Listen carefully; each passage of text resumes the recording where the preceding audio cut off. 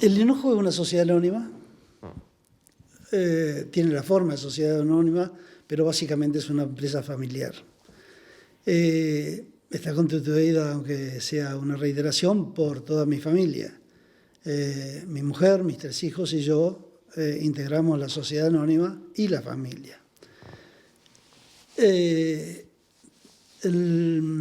nombre del Hinojo proviene de que el campo donde empezamos a trabajar queda en el distrito Hinojal del departamento de Victoria, que es un campo familiar que recibió de herencia mi mujer hace un montón de años. Y a partir de ahí comenzamos a crecer, compramos otra fracción y básicamente la sociedad anónima alquila campos de terceros, incluso los campos familiares. Inicialmente o hasta hace poco tiempo era básicamente agrícola, es decir, desde que trabajamos el campo familiar, inicialmente era ganadera, hasta que en el 2002 aproximadamente, 2003, empezamos a dedicarnos a la agricultura. Y yo creo que en el 2004 tener 2 frentes abiertos en que queríamos hacer crecer nos resultaba muy ineficiente, entonces liquidamos la ganadería para concentrarnos en la agricultura. Era el momento de la buena época de los commodities agrícolas y nos decidimos aprovechar la buena época y poner toda la cabeza para desarrollarla y concretarla.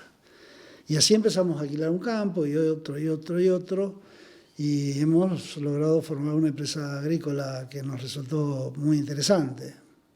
Yo siempre digo que en nuestro trabajo, en toda mi familia somos todos profesionales, entonces yo insisto en que esto es más un desafío intelectual que un trabajo de productor agropecuario. Y eso nos llevó a darnos cuenta de que el imperativo de la hora de estos últimos años hace que el productor tradicional deba ayornarse y debe convertirse en empresario. Y hay que aprender a ser empresario, porque lo han aprendido otros, los empresarios que vemos en los diarios y que alguna vez tuvieron que aprender. Y bien, nos dedicamos a pensar y a ver cómo podíamos hacer para hacer una gestión empresarial de todo este negocio. El negocio fue creciendo, fue creciendo, fue creciendo. Y tuvimos muchos avances en la parte técnica, muchos reconocimientos. Y bien, hasta que ahora, hace unos años, vimos que debíamos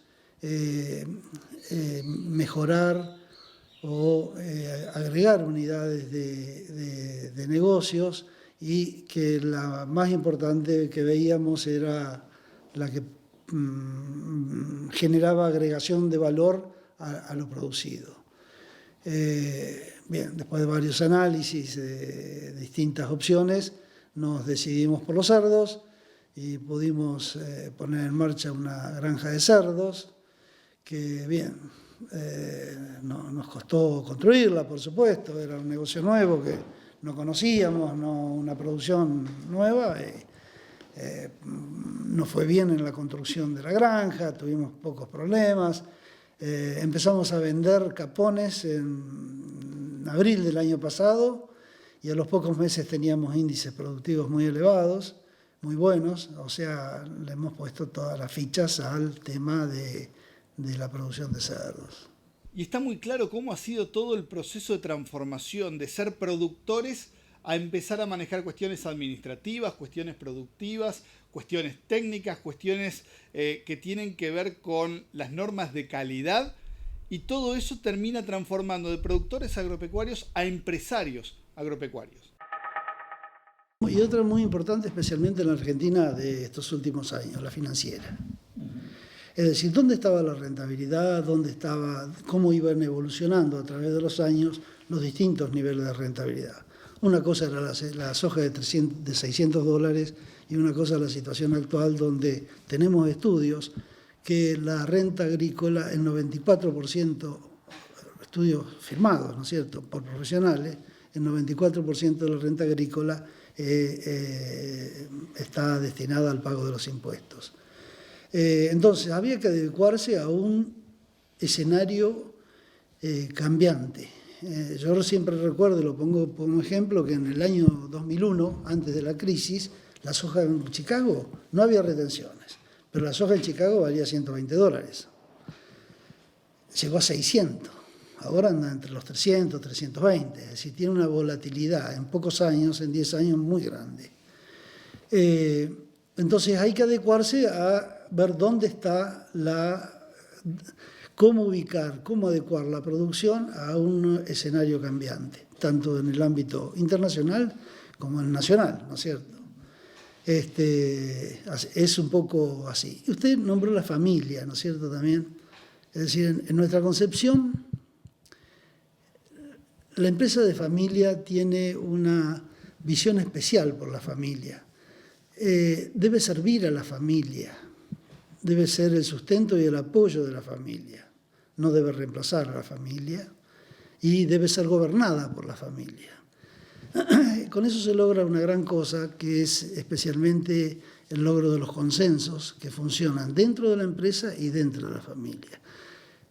Lo más importante en una estructura como es de este tipo, de las empresas familiares, es aprender a no confundir los roles.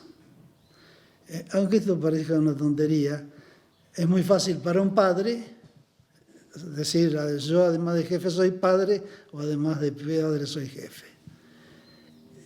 Y también para un hijo es fácil de reclamar, o es más que fácil, es frecuente reclamar una posición especial por su condición de hijo. Eso en una empresa familiar no se debe admitir, porque perjudica a la familia y perjudica a la empresa. Entonces, lo valioso es conseguir que los dos aspectos articulen adecuadamente para que el beneficiario final sea la familia, porque va a ser el beneficiario del resultado económico de la empresa. Y a su vez que esa empresa potencie la armonía familiar. El gran riesgo de las empresas familiares, ¿cuál es? Es el problema, que problemas familiares terminen destrozando la empresa, que es tan frecuente, hay estadísticas de que dicen cuánto dura la primera generación, la segunda y la tercera. Y bien, entonces de ahí viene que es muy importante el aspecto de poder articular adecuadamente la empresa familiar a la empresa. Y hasta ahora vimos que de la filosofía de la empresa, cómo se ha manejado y cómo ha evolucionado. Ahora hablamos con Jerónimo Cerini, el gerente de producción, para ver específicamente de qué manera producen y qué tipos de cultivos se están haciendo.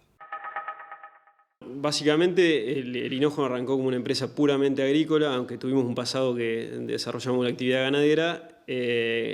Nos transformamos en agricultores 100%, empezamos a incorporar maquinaria, a agrandar el plantel personal y señalo lo de la maquinaria porque empezamos a formar un modelo de producción basado en potenciar esa empresa maquinaria a través de los dobles cultivos. Entonces empezamos todos los años a intensificar la rotación como para tratar de usar al máximo ese potencial que teníamos en maquinaria. Tal es así que en la campaña 13-14 llegamos casi a completar todo el área efectiva que teníamos de agricultura con doble cultivo. Básicamente entramos a trabajar mucho los cultivos de invierno, en eso nos dio una mano grande el secretario Moreno, que nos prohibió en la campaña 12-13, si no recuerdo mal, o la anterior, vender trigo. Tuvimos que aguantar el trigo 2 campañas seguidas. Entonces ahí dijimos, no, esta situación no puede ser más, y entramos a ver qué otros cultivos podíamos meter en la rotación que sean de invierno. Ya veníamos probando algunos, pero en esa campaña lo metimos en grandes superficies y ahí empezamos a hacer colza en superficies grandes, cebada cervecera también. Hicimos algunas pruebas con garbanzo que no funcionaron, y después el otro cultivo que también entró en bastante proporción fue la arveja. Todos esos cultivos de invierno que nos permitían utilizar la maquinaria en un momento que no se usa no se usa asiduamente, y de paso reemplazar un poco de área de trigo que siempre lo continuamos haciendo, pero en menor superficie. Ese fue el esquema que sostuvimos y que tratamos de sostener hasta la campaña pasada, la 14-15, Pero bueno, esta campaña decidimos por la cuestión de los números y de los quebrantos en casi todos los cultivos y del encarecimiento en la financiación y del flaco apoyo financiero que se veía que se iba a venir, un poco de sencillar ese modelo y entramos a un sistema más típico de la región, en que un poco de maíz de primera, otro poco de trigo, otro poco de cebada y básicamente soja de primera como el fuerte, como para bajar el nivel de inversión, bajar el nivel de exposición, por supuesto relegando todos los aspectos positivos que tienen los cultivos de invierno y las gramíneas de invierno, pero bueno, es un continuo proceso de descapitalización que venimos teniendo que tomar deliberadamente, sabiendo los riesgos que corremos y sabiendo un poco también el efecto negativo que estamos provocando tanto en el suelo como en la empresa. Pero hemos bajado, así cuando tomamos la decisión de bajar los cultivos de invierno, bajamos tecnología, bajamos fertilización, ajustamos todos los modelos como para que el rinde de indiferencia, que es nuestro termómetro de todos los cultivos, sea el menor posible, porque se nos mancó una pata de ese rinde, que es el precio y el ingreso que estamos obteniendo. Las campañas, por ejemplo, la campaña pasada fue una muy buena campaña. Quizás los cultivos de fina fue una campaña normal, pero los cultivos de gruesa fueron una muy buena campaña, diría una de las mejores que hemos tenido últimamente, y sin embargo obtuvimos rentabilidades casi cero por culpa de la bajada de los precios y la subida de los costos que no permitieron aprovechar semejante campaña. Pero bueno, viéndolo del lado positivo, entramos a una campaña quizás más complicada, que es esta, la 15-16, con la salida de esa buena campaña, así que dentro de todo la mayoría de las empresas de esta zona, por lo menos, entraron financieramente mejor posicionadas a esa campaña. Y después la otra gran estrategia es tratar de transformar los granos básicamente de maíz y de soja en carne a través del criadero de cerdo que tenemos, y para eso estamos destinando una proporción menor de los granos que producimos, pero bueno, por lo menos algo estamos destinando. Estamos consumiendo unas 1.700 toneladas de maíz al año y unas 800 toneladas de soja más o menos al año, y al hacer los análisis de cómo se ve favorecido la rentabilidad del grano de maíz cuando sale caminando en cuatro patas, midiéndolo en rentabilidad, es impresionante el efecto que se logra al comerse en el mismo lugar de origen del grano esos granos, tanto en soja como maíz. En maíz es mucho más importante porque el peso que tiene el flete en el maíz y los gastos comerciales es muy importante. Así que esas son las dos, diría tres patas de la empresa. Uno, la agricultura, que hoy por hoy la hemos ajustado y hemos hecho un diseño como para que sea una campaña como de stand-by o de cero riesgo. Acomodamos los arrendamientos para eso, hicimos planteos con los dueños de los campos bastante flexibles.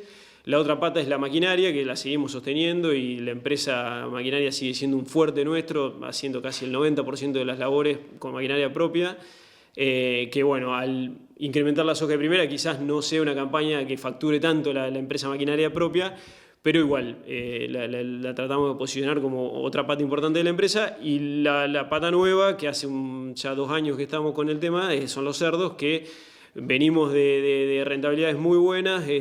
A comienzos de año empezó a bajar el precio y se ajustó un poco el margen, pero con la caída de los precios que originan la comida, el maíz y de la soja, la rentabilidad operativa que estamos teniendo con los cerdos es muy buena, y aparte estamos teniendo muy buenos resultados productivos en los cerdos. Tenemos un equipo de 2 veterinarios y un licenciado en administración de empresa agropecuaria que están manejando la granja con mucha eficiencia y está demostrando el potencial que tiene el cerdo desde el punto de vista productivo, como para poder, la verdad, desenvolverse con una rentabilidad muy buena, aún con precios del cerdo bajo, que bueno, sumado a los costos bajos de la alimentación, hacen que hoy el negocio sea bueno. Por Más, ahora es revista y ya está en los kioscos de toda la provincia.